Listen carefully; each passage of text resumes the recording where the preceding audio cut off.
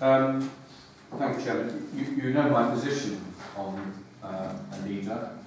I went through a particularly difficult time as chairman, chairing a meeting in October 2015.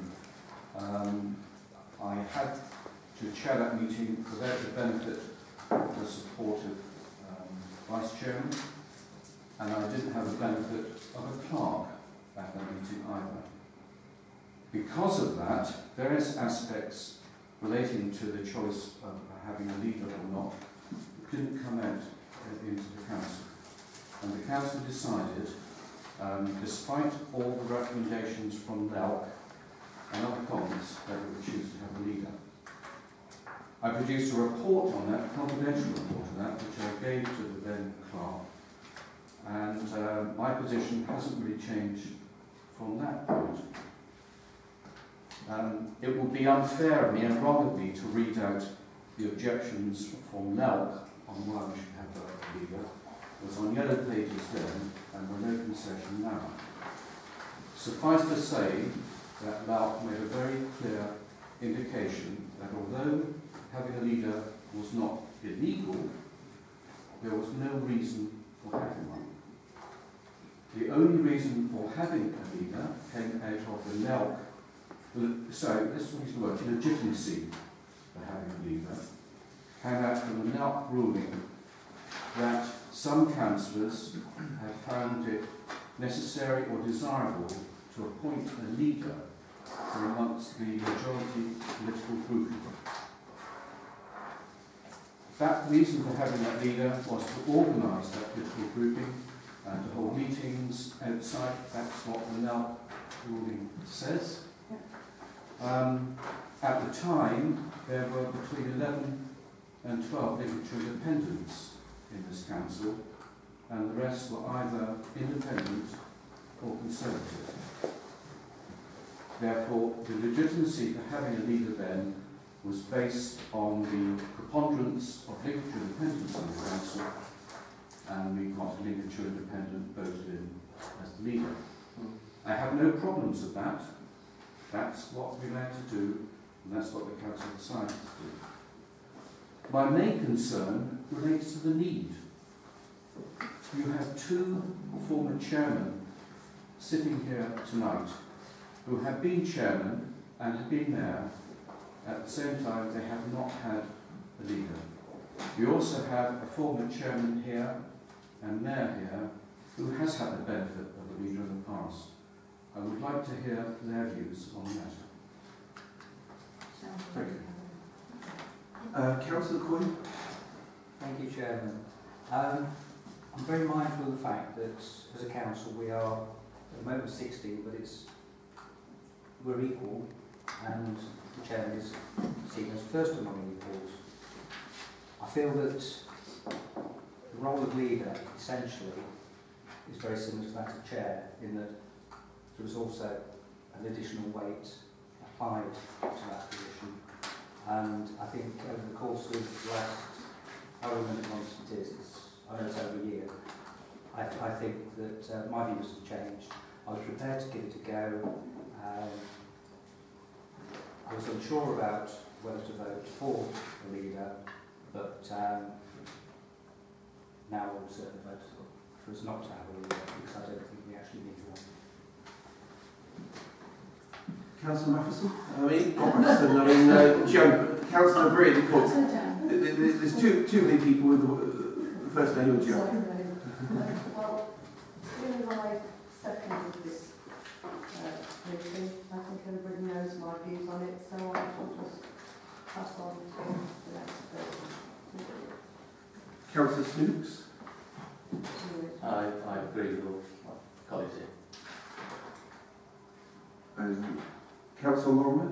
I would like to second all the remarks that Councillor Titmus has made. Anybody who was here when I became a councillor 4.5 years ago, and Councillor Dolby will probably remember, I proposed and he seconded the fact that we didn't want to have a leader due to the advice from now, which I have in front of me here, which is not on the yellow pages.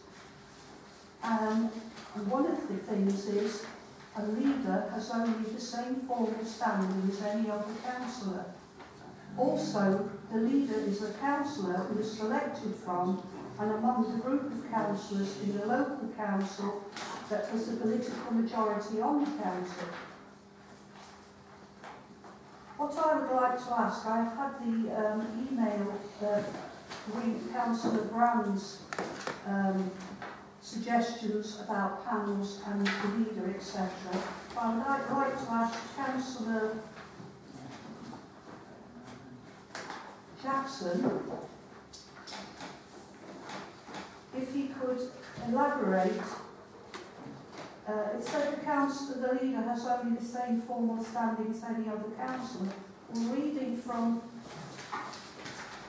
A, his clarification of the role of leader, A onto the second page, to J, one or two things stand out. Under H, the leader may discuss the selection of councillors for fixed place training or meetings with the clerk. Would you clarify what that actually means, Councillor Jackson? I'm just conscious, Chairman, you're not getting some sort of cross-examination role. I do, you know, because you will have no right to reply as the Chairman said. You've asked a question. Perhaps if you don't know, Councillor Jackson feels it necessary when it's your turn to speak to answer that question. I'm really not trying to be difficult, Councillor Law. Right. Thank you for the I'm just conscious that you shouldn't really be cross-examining. I'll use that word. If I can just, wind up, please. yeah, no, if I can just comment, I'm not cross-examining, came to a meeting where I've had Councillor Brand's proposals and I've had the comments on the proposals by Councillor Jackson. So we are in a democracy where surely, if you're not sure of what has been written, you can actually just ask briefly what that means. Okay, Councillor McCallum, you have to. Right. Okay, at various points, Sleaford Town Council has had a leader of the council. It was designed to share the load of it. It's also something that happens with town councils. It doesn't happen with parish councils, partly because of the size. So the type of town council is a parish a town council which is essentially a much larger parish council in effect. The biggest of those is actually a new one in Sutton Coldfield, and I checked today whether they have a leader, and Sutton Coldfield has a leader of the town council. It has been advised by NELC and in setting up, and also it's been supported very much by Birmingham City Council. And I've no doubt that it is lawful to have a leader of the council, provided they keep within the law and those legal requirements. And we've had confirmation from NELC that there's no legal objections to the role of leader. So that is their latest advice, and so I believe it is an acceptable practice for town councils to have a leader, and it is lawful. Councillor Matheson. Yeah, there may be some confusion between LALC, which is Lincolnshire, and NALC, which is national, and Councillor Souter is referring to NALC as saying that there is no objection.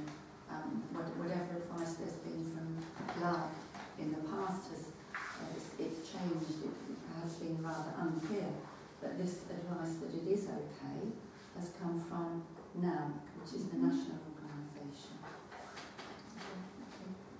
Yes, Councillor Jackson. Right. Can I take us to first of all what Councillor Matheson has said? I had a very long conversation, about 35 minutes, with the person who is now in charge of the Lincolnshire Association of Local Councils. The advice that Councillor Titmus read to us and was referred to by other councillors was given to you by Tricia Carter, who is no longer in employment at LALC. That was the information that she gave. Quite clearly, there's a lot gone under the water, gone under the bridge since then, and the lady this morning was quite clear on what the situation is legally, that there's absolutely no reason whatsoever why we shouldn't run with a leader. But, of course, you've got to need a leader. There's absolutely no point in appointing a leader that's just going to sit down on the backside and do absolutely nothing. And so, what are the roles of the leader within this council? Well, we would therefore have to ask the people who have been involved, and obviously the person that's been involved most with the leader, two of them, the chairman and of course the clerk. Now, the clerk, unfortunately, unless someone asks him, someone specifically, from perhaps to propose or something like that, it would be unfair of him to comment. And so therefore I wouldn't ask him to comment. Quite clearly, it would be equally unfair to ask the chairman to comment if I'm trying to get someone to support the case for having a leader. But it seems very apparent to me, whether it's Brendan Jackson or whether it be Joe Bloggs or even Councillor Brown, whoever it is, that job is a necessary job. Things have changed a lot on this council, and one of the main reasons for having a leader is to support the chairman, but even more important, to support the clerk. If you do away with the job of leader, that means that you will have to therefore appoint somebody else to be an advisor to the clerk. So what's the difference between appointing another person or retaining the role of leader? If it's a question of Brendan Jackson's absolutely useless and can't do the job, then you have the opportunity, when it comes around to the annual general meeting, to put forward somebody else. And they will be able to go to that meeting, and they will be able to, just the same as... Sorry, continue. Just the same as I will be able to put forward my name as leader of the council. If you do away with the job, as I said, you're going to be back into a situation where you really, truthfully need someone who is a senior councillor to support the clerk. If you want to choose somebody different, that's fine. Equally, the job is to support the chairman. Now, we've had a good chairman this last year, and I'm quite sure that David will be the first to admit that there are some things that he finds difficult. But nevertheless, he's been chairman and he's done a good job. We don't know who we're going to elect next year, but equally they may need to do a good job as well. I'll just refer you before I close, because apparently I've exceeded my time. I wouldn't want from the Constitution. I would just remind you of what the various jobs are of the leader of the council. And if there's anything there that you think is wrong or a waste of time, then by all means get rid of it. But if those things are vitally important, which I believe they are, then it would be very wrong, for whatever reason, to get rid of the post of leader. I note that nobody has put forward any good reason, other than historical reasons, for the fact that the post should be got rid of. I would like to have seen the proposer and the seconder of this list the reasons why the post should be abolished. And quite clearly, I'd like to hear what their reasons are. And so we will get that up to you, because Councillor Brand is obviously going to show. Thank you. Councillor Mrs. Allen. Over the past year, we've been having new forms of running this town. And having a leader, it was very important to the town. On our informal meeting with the clerk on the 19th of April, he himself confirmed that it was great support to the staff and to himself. He was new in the position and he found so many things that came on the surface when he took over, and having the leader, it was very beneficial. I think the leader's position should stay. I've got no say in the matter because it's democratic process. But I think it was very beneficial, and we need to support our staff to make the job as easy as possible. Councillor Clay? Thank you, Chairman. Well, as Councillor Howell has said, we're still very much in the early stages of our new constitution, a relatively new park, new premises and so on. And I haven't personally heard of any reports where having had a leader over the last year has in any way hindered the way this council works, and quite the contrary. And forgive me for using it cliche, but if it isn't broken, don't fix it. So I will be voting to retain the role of leader. Thank you. Councillor Brown? Thank you, Chair. It wasn't really my intention to actually need to say anything about this, since I thought my views had been expressed at a previous meeting. But let me rehearse some of the challenges which are put towards me. First of all, let me correct the thing that it's not Councillor Brand who's posing this. It's a democratic thing, and it was not seconded by Jan Greeley Cook, but a number of other councillors. Right. At the last time we looked at this, regardless of whether it's allowable or not, I did take you through the legislation which set up the role of leader and how that related to the specific councils which the legislation referred to. And these are highly politicised councils, and that presumably provided some logic for why it's appropriate to have a leader. I joined the council in December 1915. One of the proposals on the agenda at that time was that we should have a leader. I abstained from that vote.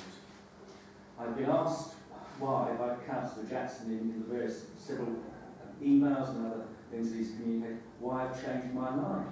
I haven't changed my mind per se.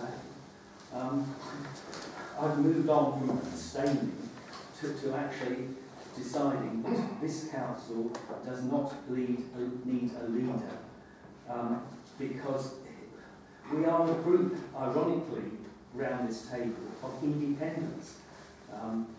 When we entered the recent cycle that we're in, there was a group of Lincolnshire independents who had the largest majority. We've seen the consequences of that over this cycle, and they are not positive, frankly, and it does not help that you then have a leader who is of the same political party, you have a chair who's of the same party, and you have a deputy.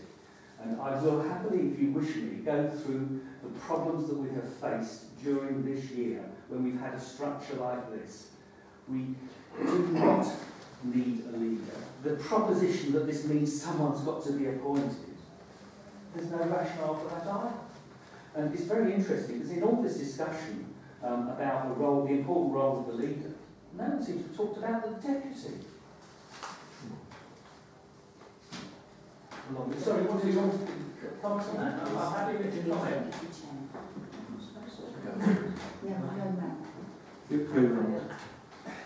So, for a number of reasons, and I'm being delicate here because there's more history than whether this is a real role or not, which we presumably don't want to actually put into words. We do not need a leader. The council will work perfectly well with our competent clerk, the incompetent chair and deputy in the next cycle. Councillor Charles. Right, yeah, just to reiterate what's just been said, yes, we have a mayor, we have a deputy mayor, and that is where the functions go down the line. Everybody is the same as far as being councils are concerned, no one is better than anybody else. You do not need a leader. I would also put you onto the Nolan principles, of which this council is based on and every other council, and that is the basis on which we should work on. I've been looking back through what Fred Carter has sent. I've got masses of information from various sources, and yes, there are councils up and down the country which have leaders, and they are politically based, and I was brought up in an area that acts in just that way, and in that instance it is a Labour council. But I'll go back to what Trish Carter said. I'll not reiterate what's been said before. If a leader is appointed, and there's nothing to stop us having a leader, call it dog's body or anything, you know, I mean, have a leader, call the leader. But then they have no formal legal role within the council and cannot be given power to carry out delegated functions such as staff management, individual councillors, whatever their title, cannot act alone. And that is the Hillingdon rule in 1985. And this is what's been said, this was Trish Carter again. For this reason, other than any proposal whereby a leader, in inverted commas, simply collates information and brings it back to full council for consideration, I cannot get involved in advising a bad practice stroke illegal measures such as a terms of reference which allow for that person to manage staff, etc. Anything other than corporate management of senior officers will put the council at risk of experiencing the same problems as has experienced recently with the same potential cost and legal involvement. That was what was said. I still go along with that. We should have a mayor and a deputy mayor doing that work, and that is what they're about, and that's what ties in with what a town and parish council should be. Thank you. Councillor Dolby. Thank you, Chairman. Well, I basically agree with Councillor Titmus, Councillor Bradley and Councillor Chelsworth. I have opposed the role of leader all the way through. It wasn't just Tricia Carter who advised against